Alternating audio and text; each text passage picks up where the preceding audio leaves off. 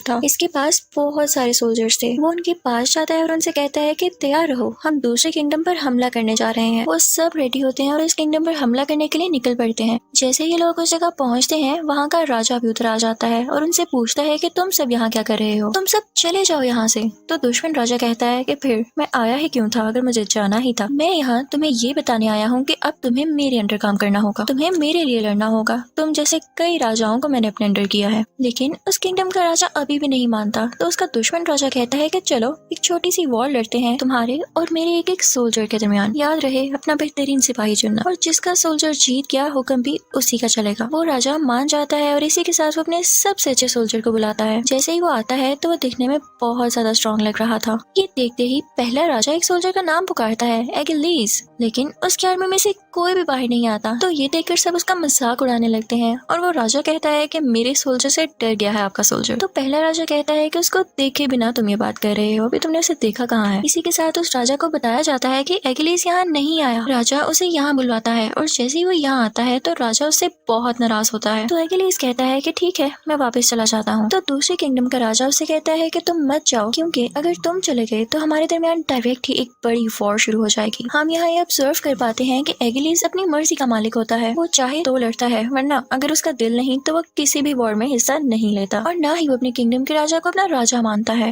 अब लड़ाई शुरू होती है और एगिलीस उस एरिया में जाते साथ ही दूसरे किंगडम के सोल्जर को पहले ही वार में मार डालता है और फिर सबसे कहता है कि आओ, मैं खड़ा हूँ यहाँ और करना है किसी का मुकाबला मुझसे। लेकिन अब तक कोई भी उसका सामना हरगिज नहीं करना चाहता था। दूसरे किंगडम का राजा भी अब समझ चुका था कि मुझे अब सब कुछ इस दुश्मन राजा के हवाले करना होगा। तो वो अपनी कमान एगिलीस को पकड़ाता है कि ये लो, ये तुम्हारे राजा की हुई। तो एगिलीस उससे कहता है कि मेरा किसी राजा से कोई लेना देना नहीं, और ये कहकर वो वहाँ से चला जाता है। अब सीन चेंज होता है और हम एक और किंगडम ट्रॉय को देखते हैं, जहाँ के एक राजा के दो बेटे होते हैं, एक हेक्टर और एक उसका छोटा भाई। हेक्टर भी बहुत फेमस वॉरियर था, बिल्कुल एगिलीस की तरह। उनके किंगडम और एक और किंगडम की बहुत लड़ाइयाँ चल रही थी, लेकिन अब ये लोग उनसे सुलह करना चाहते थे। हेक्टर और उसकी आर्मी वहाँ जाती है और वो लोग इन्हें बहुत अच्छे से होस्ट करते हैं, इन्हें तरह तरह के खाने खिलाते हैं। इस किंगडम का राजा जहाँ पर ये लोग आए थे वो उसका छोटा भाई होता है, जिसका एगिलीस सोल्जर था। इस राजा की वाइफ यानी रानी बहुत यंग और प्यारी होती है। अब इन दिनों के दौरान हेक्टर का छोटा भाई उसे पसंद करने लगता है और जब वो टाइम आता है कि हेक्टर और उसका छोटा भाई यहाँ से चले जाएं, तो हेक्टर का छोटा भाई उस रानी को भी अपने साथ ले आता है। हेक्टर को ये बात अभी तक पता ही न थी, लेकिन उसका भाई उसे कुछ टाइम बाद उसको सारी बात बता देता है। हेक्टर उसे बहुत डांटता है कि हम सुलह करके आ रहे हैं और तुमने एक नई जंग तैयार कर ली। वो फैसला करता है कि वो रानी को वापस छोड़ कर आएगा और माफी भी मांगेगा, लेकिन उसका भाई कहता है कि मैं हरगिज़ ऐसा होने नहीं दूंगा, ये जहाँ जाएगी मैं इसके साथ हूँगा। अब हेक्टर कुछ नहीं कर पाता और उसे उसकी बात माननी ही पड़ती है। जब उस किंगडम के राजा को ये बात पता चलती है तो वो अपने भाई से कहता है कि ये कैसी सुलह हुई, ये तो सरासर धोखा हुआ। अब मैं इनको नहीं छोड़ूंगा, इन पर हमला करूंगा क्योंकि इन्होंने मेरी बीवी को चुराया है। उसका भाई कहता है कि मैं तुम्हारे साथ खड़ा हूँ भाई। इनफैक्ट वो भी ट्रॉय पर कब्जा करना चाहता था। अब वो लोग चाहते थे कि इस वॉर में एगिलीस भी उन्हें ज्वाइन करे, लेकिन जब एगिलीस से पूछा जाता है तो वो उन्हें साफ साफ मना कर देता है, क्योंकि वो राजा काफी जालिम था और एगिलीस था कूल किस्म का बंदा, इसलिए वो उसके लिए लड़ना ही नहीं चाहता था। रात को वो राजा खुद ही प्लान कर रहा होता है कि किस तरह से ट्रॉय पर अटैक करना है। तो वहाँ एक आदमी उसे कहता है कि एगिलीस के बगैर ये तो इम्पॉसिबल है। तो वो आदमी उसे कहता है कि आप उसे बात तो करके दिखेंगे, बहुत बड़ी वॉर होने वाली है। तो वो राजा एगिलीस के पास एक आदमी को भेजते हैं, जो जाके एगिलीस से कहता है कि हमारी इज्जत का मसला है, ये बहुत बड़ी वॉर होने वाली है और अगर तुम हमारे साथ लड़ोगे तो लोग तुम्हारा नाम हमेशा याद रखेंगे और तुम यही तो चाहते हो। एगिलीस चाहता भी यही था। तो ये सुनकर वो खामोश हो जाता है। एगिलीस मशवरा करने के लिए अपनी मदर के पास जाता है, तो उसकी माँ से कहती है कि ये जंग बहुत भयानक होने वाली है और कोई नहीं जानता कि अगर तुम यहाँ जाओ तो वापस आओ भी या नहीं। लेकिन एक बात जरूर है, अगर तुम इस जंग में मारे गए तो लोग तुम्हारा नाम रहती दुनिया तक याद रखेंगे। अब हम देखते हैं कि ये सब लोग उस जंग की तैयारी में बहुत सारी शिप्स लेकर निकल पड़ते हैं। दूसरी तरफ हम हेक्टर को देखते हैं, जो कि अपने फादर के पास जाता है, यानी ट्रॉय के किंगडम के राजा के पास। वो कहता है कि हमें उस राजा की बीवी को वापस छोड़ाना चाहिए, इससे पहले कि बहुत बड़ा हमला हो और हम सब मारे जाएं।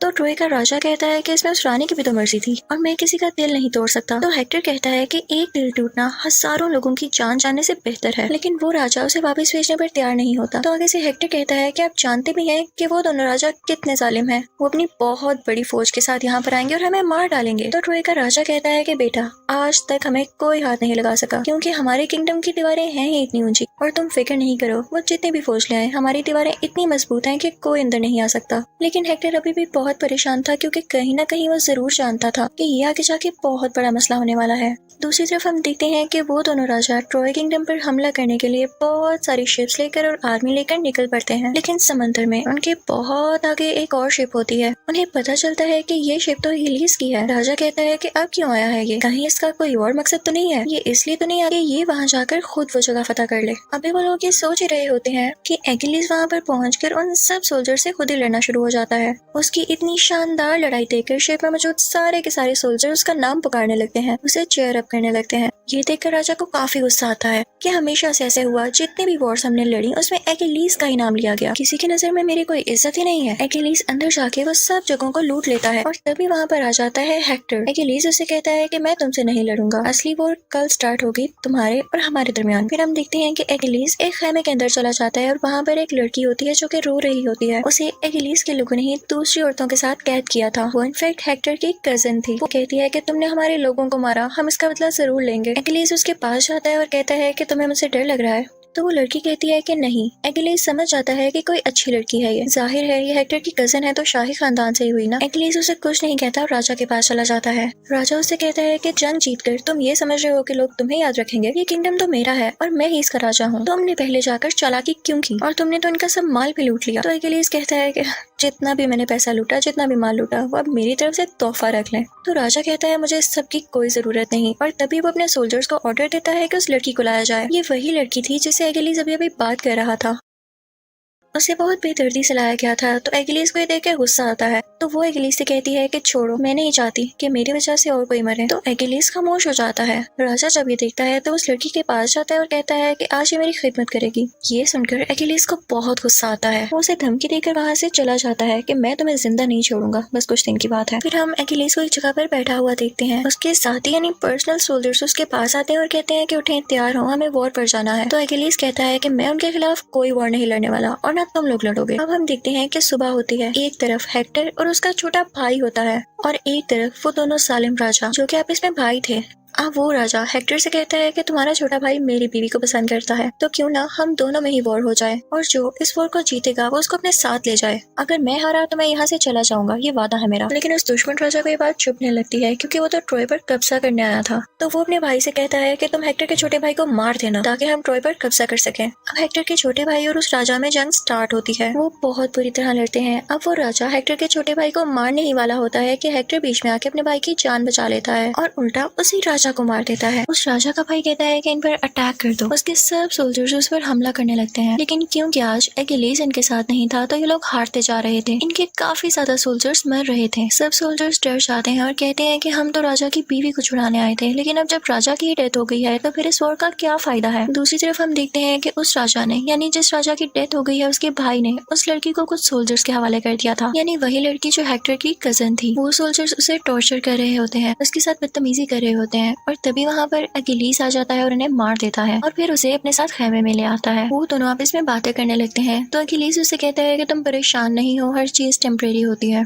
वक्ती होती है, वक्त के साथ सब कुछ ठीक हो जाएगा। वो लड़की उसे कहती है कि मुझे तो लगा था कि तुम भी जालिम हो लेकिन तुम दिल के अच्छे हो। अब हम देखते हैं कि एगिलीस सो जाता है और वो लड़की उसके पास आती है उसको मारने की नियत से। एगिलीस की आंखें बंद होती हैं लेकिन उसे फिर भी पता चल जाता है कि ये मुझे मारने आई है। वो उसे कहता है कि मार दो मुझे। तो वो कहती है कि अगर मैंने ऐसा ना किया तो तुम दूसरे लोगों को भी मार दोगे, तो बताओ मैं क्या करूँ। तो एगिलीस कहता है कि हाँ मैं तो मारूंगा ही, तुमने मुझे मारना है तो मार दो। तो वो उसे नहीं मारती और उनमें सुलह हो जाती है। वो उसे कहता है कि मैं तुम्हारे किंगडम पर अब हमला नहीं करूंगा और वो अपना सारा सामान शिप में डलवा देता है। लेकिन तभी हम देखते हैं कि उस किंगडम के सोल्जर्स रात को चुपके से ट्रॉय किंगडम पर हमला करने लगते हैं। तो हेक्टर कहता है कि रात में इस तरह हमला करना कितनी बुरी बात है। अब हम देखते हैं कि इस वॉर में एगिलीस के साथ उसका एक कजन भी था जिसकी शक्ल भी थोड़ी बहुत एगिलीस से मिलती जुलती थी। जब एगिलीस सबसे कह रहा होता है कि हम ये वॉर कंटिन्यू नहीं करेंगे तो उसका कजन उसे कहता है कि यार अभी मत जाओ, हमें ये वॉर कंटिन्यू करनी चाहिए, लोगों ने इतनी जाने कुर्बान की, इसका क्या फायदा। लेकिन एगिलीस नहीं मानता। तो वो चुपके से एगिलीस का ड्रेस, शील्ड और तलवार वगैरह लेकर खुद ही वॉर में चला जाता है और सोल्जर से कहता है कि चलो वॉर शुरू करते हैं। सब लोग यही समझते हैं कि शायद ये एगिलीस है और उसके पीछे जाने लगते हैं। लेकिन जैसे ही उसका सामना हेक्टर से होता है तो हेक्टर उसे मार देता है और बहुत खुश होता है। उसे लग रहा था कि उसने एगिलीस को मार दिया, लेकिन उसे पता चलता है कि ये तो उसका कजन था। अब ये बात जब एगिलीस को पता चलती है तो उसे बहुत गुस्सा आता है और वो ट्रॉय किंगडम के बाहर जाके खड़ा हो जाता है, उनकी दीवारों के बाहर। वो हेक्टर को आवाजें देने लगता है और अब हेक्टर बाहर आ चुका था। उन दोनों में बहुत लड़ाई होती है। यहाँ पर एक्विलिस हेक्टर को हमेशा के लिए मौत की नींद सुला देता है, उसे मार देता है। फिर एक्विलिस हेक्टर की डेड बॉडी को घसीटता हुआ अपने साथ ले जाता है। रात को खेमे में हेक्टर का बाप यानी ट्रॉय का राजा वहाँ पर आता है और कहता है कि मुझे मेरे बेटे की डेड बॉडी दे दो, मैं उसे वो एहसास देना चाहता हूँ जो एक मरने वाले वॉरियर को दिया जाता है। तो एक्विलिस उससे कहता है कि क्या आपको डर नहीं लग रहा मौत से? मैं चाहूँ तो आपको भी मार सकता हूँ। तो वो राजा एक्विलिस से कहता है कि तुम्हें क्या लगता है जिसका जवान बेटा मर गया हो उसे मरने की और जरूरत है? तो एक्विलिस उसे उसके बेटे की लाश यानी डेड बॉडी लौटा देता है। सब लोग बहुत उदास होते हैं क्योंकि हेक्टर वाकई बहुत अच्छा वॉरियर और इंसान था और लोग उसे बहुत मिस कर रहे थे। इसके साथ साथ एक्विलिस उसे कहता है कि आपके बेटे के मरने के गम में मैं आपको 12 दिन का रेस्ट देता हूँ। और इसके साथ वो हेक्टर की कजिन को भी रिहा कर देता है, आजाद कर देता है और कहता है कि 12 दिन तक मैं आप पर कोई हमला नहीं करूंगा। जब एक्विलिस के राजा को ये बात पता चलती है तो वो गुस्से से आग बगोला हो जाता है कि तुमने मुझसे पूछे बगैर ये कैसे कर दिया। अब 12 दिन के बाद ट्रॉय किंगडम के जब राजा और सब लोग बाहर आकर देखते हैं तो कोई भी बाहर नहीं होता, सिर्फ लकड़ी का बना हुआ एक बड़ा सा घोड़ा होता है और उसके आगे कुछ मरे हुए लोग पड़े होते हैं। ट्रॉय किंगडम के लोग कहते हैं कि इन्होंने हमारे रिलीजियस जगहों पर अटैक किया इसलिए इनको सजा मिली। वो समझते हैं कि सब मारे जा चुके हैं और कुछ डर के भाग गए हैं।